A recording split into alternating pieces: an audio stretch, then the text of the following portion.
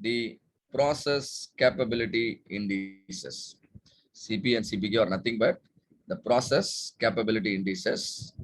And out of the two, the CP is called potential process capability ratio. And your CPK is called process capability index. Why? Because the CP has got a limitation. The CP has got a limitation. So that's why we use the word potential. The word potential is removed in the CPK because it overcomes the limitation of CP, right? And these are the formulas. The CP is nothing but specification width divided by process width. Specification width divided by process width. I don't see anybody on the video. Okay, all are switched off. The early morning, you can be brisk a little more and you can be more participative. And see to that you make the trainer to speak fluently, and you see to that you make the trainer to share the knowledge effectively with you, right? And maybe it could be sometimes questions, it could be your keeping coming on video, and if everybody goes off, then program will be dead. And you are paid for a quality program and not for a radio or a video kind of session. It's a live training, so make it lively. All right. So the formula for CP is specification width divided by process width. We have taught you what is specification width, which is USL minus LSL. We have taught you what is process width, which is UCL minus LCL. UCL minus LCL is 6 sigma, right? And now sigma is the process standard deviation. And similarly, CPK, the formula is minimum of CP upper and CP lower. You don't have to memorize anything here because I'm going to clarify everything in the upcoming slides. The formula for CP upper is USL minus X bar divided by 3 sigma. CP lower is X bar minus LSL by 3 sigma. If you look at the formula, the main difference between the CP and CPK is X bar is not at all taken into account here, but X bar is taken into account in your CPK. That means it's like the CPK will work slightly better than your CP. CP monitors sigma. What is sigma? The process spread. CPK monitors sigma also, monitors X bar also. So it not only monitors the spread of the process, it also monitors the center of the process. And that's why it is giving you a more realistic picture of your capability, right? And we'll understand that with some example. And see here, this is the process. The process is properly centered. Why do I call this process properly centered? You can see the center. The center is on the target. Center is X bar. Mu is generally the customer target. Mu is generally the customer target, and X bar is the process center. If the process is centered exactly on the target, this is a great situation you are creating. I hope you might have understood that already, in our discussions. And now, for the same process, the specification limits are here. See, you can consider this number as your process CTQ. It can be anything. It can be the dimension, it can be the hardness, it can be the surface finish, or it can be the cycle time, it can be the lead time, or it can be the anything. It can be your percentage defective. Keep anything. For everything, there is a target, there is a upper limit, there is a lower limit. For example, here the situation is 40 plus or minus 10. When I say 40 plus or minus 10, it means my USL is 50, my LSL is 30. And now my process data reveals that the X bar is 40. When my process data reveals X bar is 40, I immediately understand my process is centered properly. I've centered the process properly on the target. And then the process standard deviation is 2. Once I understand process standard deviation is 2, what happens? My UCL becomes 46. How it becomes 46? Always UCL is center plus 3 sigma. Sigma is 2, 3 sigma is 6. So UCL is 46. Same way, LCL is 34. Now I want to understand whether my process is capable or not. What is the formula? Specification width divided by process width. How much is the specification width? 20. Process width is 12. So my CP is found to be 1.67. So 1.67 is the recommended value. It's the industry standard for all critical process. The standard is given by an organization called AIAG, Automotive Industry Action Group. Though it's an association of automotive industry, it is followed in all segments, including the IT and other domains. For non-critical process, you can keep the limit as 1.33. Critical process 1.67, non-critical 1.33. But this value of 1.67 makes my process capable for both situations. So now this process is capable. And now, but there is a limitation. I told you there is a limitation. What is the limitation? When my process shifts, for example, let me shift the process. Now what happened? The process is shifted to the right. The process shifted to the right. Let's say that it is shifted by an amount of 5 units. Process center, earlier it was 40. Now it become 45. If my process shifts by an amount, by let's say 5 units, what happened? My control limit will also shift. You can see the control limit now here, right? And now, do you think this process is now capable? It is producing rejections here. Can you see? This gap is rejection. Earlier, there were no rejection. Absolutely, there were no rejection. And whatever you are seeing here, that is only internal failure. Only you could see that. Customer cannot see that. But when the same process, when it shifts, what happened? The same process with the same CP of 1.67 started producing rejections. So that is why, the CP, I said the CP has got a limitation. So in order to overcome the limitation, we are going to devise a new metric, which is CPK. CPK is nothing but division of CP into 2 parts. CP is divided into 2 parts. Instead of considering the full specification width, you consider half the specification width. What is the full specification width? Somebody remember? It is 20, right? I said it is 20. And now when I divide it into 2, it is 10 on the right side, 10 on the left side. How this 10 comes? USL minus X bar. Similarly, how the 10 comes here? X bar minus LSL. Similarly, the process width also I divide into 2 parts. Earlier it was 6 sigma. Now when I divide into 2 parts, it becomes 3 sigma and 3 sigma. Now calculate a new ratio. The right side portion of the specification width divided by right side portion of the process width. This is the formula. USL minus X bar by 3 sigma. This is now called a CP upper. Similarly, on the left side, it is called a CP lower. If my process is shifting to the right, tell me what will happen. Is that your right side bar, blue bar will decrease or the green bar will decrease? Can somebody tell me? When my process shift to the right, which will get affected? The blue bar or the green bar? The blue bar will get Blue bar. Blue bar will get affected. That means when my process is moving to the right, my upper control limit will start approaching the specification limit and can easily make my process uncapable, not capable. So as a result, whichever side my process is moving, that side, the ratio will decrease because the blue bar is decreasing, So that is why I have minimum here, minimum of CP upper and CP lower. If my process is moving to the left, my CP lower will go down. Then I will use that value as my CPK. When my process is moving to the right, I will use CP upper. So let's understand this. Now my process is shifted. Now I want to calculate CP upper. What is the formula? USL minus X bar divided by 3 sigma. This USL minus X bar is nothing but the blue bar. What is the movement? Movement is 5 unit. So blue bar is become now 5. Blue bar has now become 5. But denominator is same, 3 sigma, right? So 5 divided by sigma is 2. So 3 sigma will be 6. So 5 by 6 is 0.833. But I don't have any issue on the left side. Because left side, my green bar increased. Getting your bar increased is good. But getting your bar decreased is the problem. Your bar getting decreased means your control limit is approaching the specification limit. That is not good.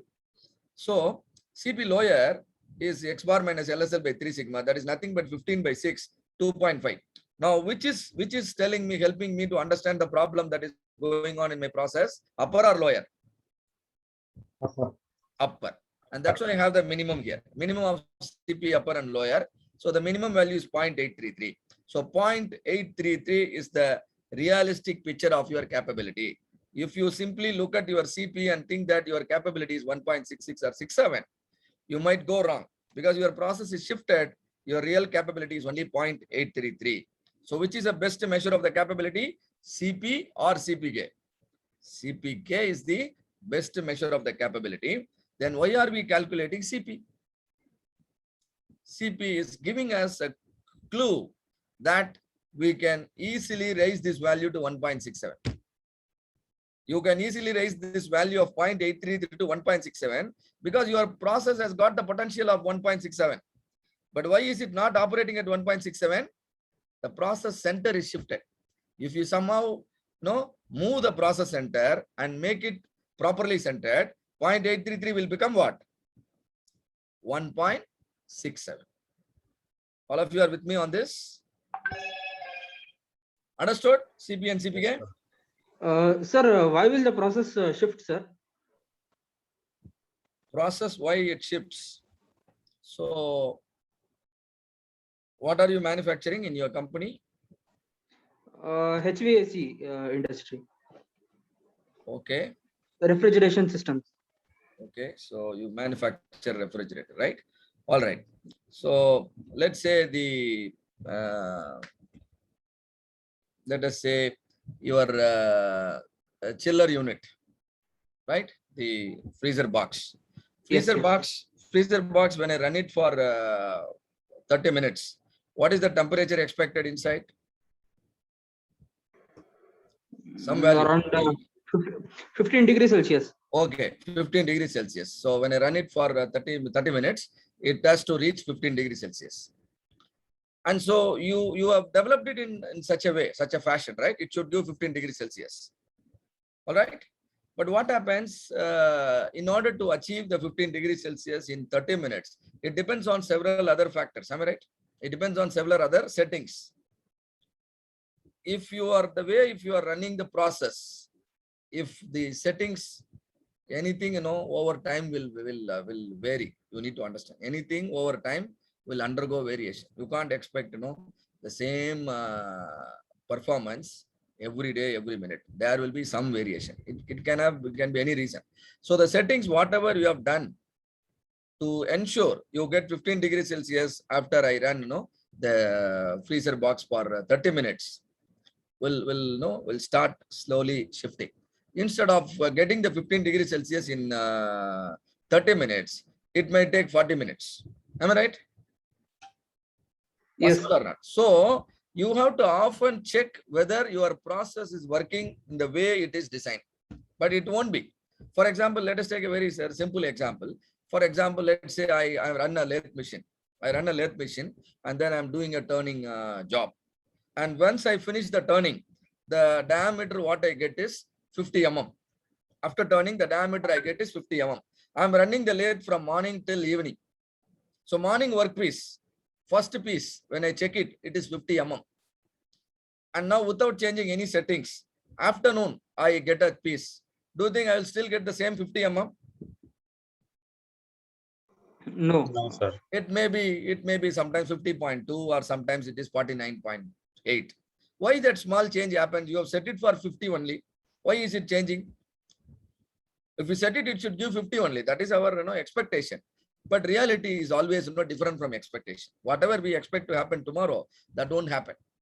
Variation is it's a nature. Something, right?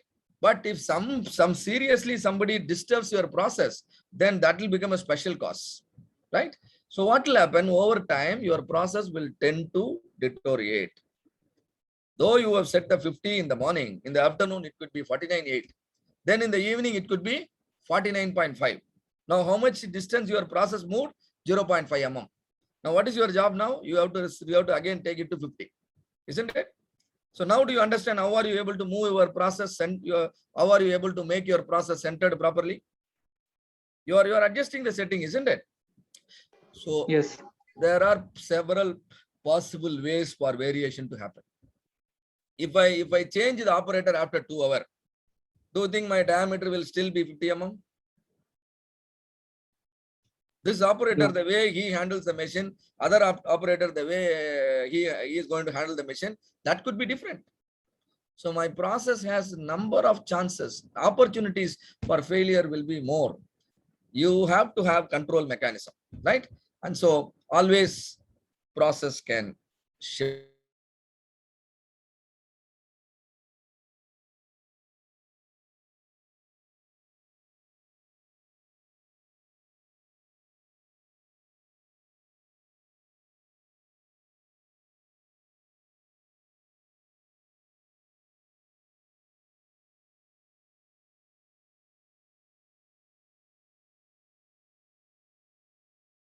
Oh,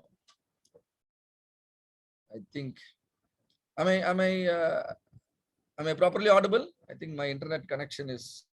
We lost for few seconds. Okay, all right. I think now it is all right, right? Yes, sir. Very good. So CP should be equal to CPK. That is the ideal situation, but difficult to get, right? But see to that CPK is closer to CP. If CPK is far away from CP, you can understand, you are allowing the process to deteriorate much. You don't have proper control. See, you might be checking once in 2 hours, you will be noting down the settings, and there are many things you will be doing only to ensure your process doesn't deteriorate. Number one. And at the same time, other hand, after ensuring this, make sure your CPK is more than 1.66 or 1.67. When your CPK is more than 1.66, definitely no, your process is capable. I have written consistent here. You add one more word. Your process is consistent and your process is capable. When I say consistent, the outputs are same. I produce 100 parts, all 100 parts are same. When I say capable, they are not only same, they are good. They are not only same, they are acceptable, isn't it?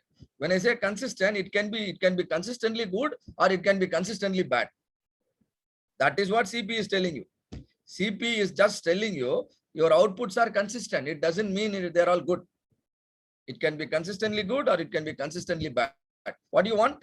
Consistently good. So in addition to getting the CP, make sure you achieve a CPK also of more than 1.67. Then what happens? You will be consistent and capable. If CPK is not 1.67, what you need to do is you must take 2 action. And CPK is not 1.61, you must take 2 action. One is reduce the process variation. Reduce the process variation, and then you have to move the mean towards the target. You have to do 2 things. Always any problem in the world is because of 2 things. One is average, another one is standard deviation. Problem with standard deviation means spread is too much. When spread is too much, control limit will become wider. You need to keep your control limit shorter, isn't it? So always what we require is a narrower process, right? If we become obese, what will happen? One day we will not be able to enter our own house. So don't keep your control limit wider, rather try to keep your control limit narrower. Whether your control limits are wider or narrower will reflect in CP.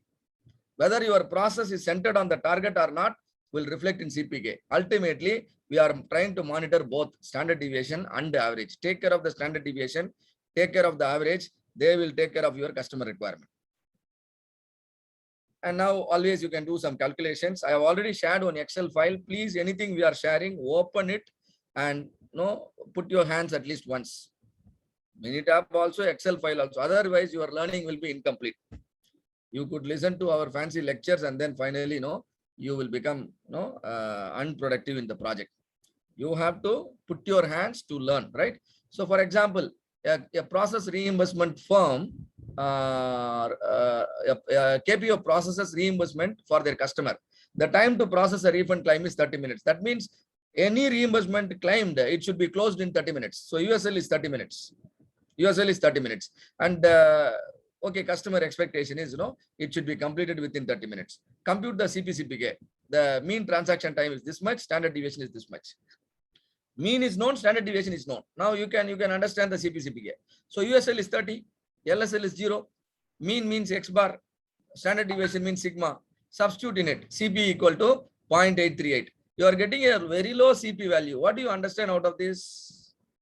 What do you understand out of this? When CP equal to 0.838, can somebody comment on it now? What do you understand? The process control limits are wider or narrower? Control limit wider. Wider. That's not allowed, isn't it? Your size is bigger than the door you have, the door size you have in your house. You can't enter the house, right? So you have to make your process narrower. So control, how will you make your process narrower? You reduce the variation. Process spread is the problem now. Whenever you see a problem with CP, please understand spread is the problem. And then go to CPK. The formula is there, I just substitute and I get two value. Which value I should use, 0.4 or 1.23? 0.4. 0.4. So CPK is 0.4. Again, my connection is unstable. So CPK is, am I audible properly? Yes, Yes. sir. Yes, Okay. sir. CPK is 0.442. Please note, since we always go for the minimum value, your CPK can never become more than CP. Your CPK can never become more than CP. Right. All right. And now CP equal to 0.442. And this is lower, at the same time different from CP. What is your understanding from it? What do you understand out of it? Come on, make it right. Nothing wrong in going wrong. Huge variation. at time. Process center is skewed towards left. Very Lower. good. Right. It is shifted to the right. On the right, CP upper is a problem, right? So a process shifted to the right. So understand, you are targeting for 50, but your process is targeting for 50.5. The process shifted to the right. You are targeting for 50 means your process should also target for 50, isn't it? So you need to do the adjustment. So CPK is 0.442. So now the remedy is you have to move the process mean towards the target, as well as you must reduce the spread of the process by reducing the variations. And why variation happens? People are not following procedures. There is no SOP. Raw material keeps on changing, right? Machine, machine is not having a proper, under maintenance. So automatically the setting changes. All these things could cause the variation. So that is why we have TPM and other things, the maintenance procedures. Similarly, you can do the calculation for anything. I have simplified your problem by giving you the template, right? I have shared one template. I hope all of you have downloaded it.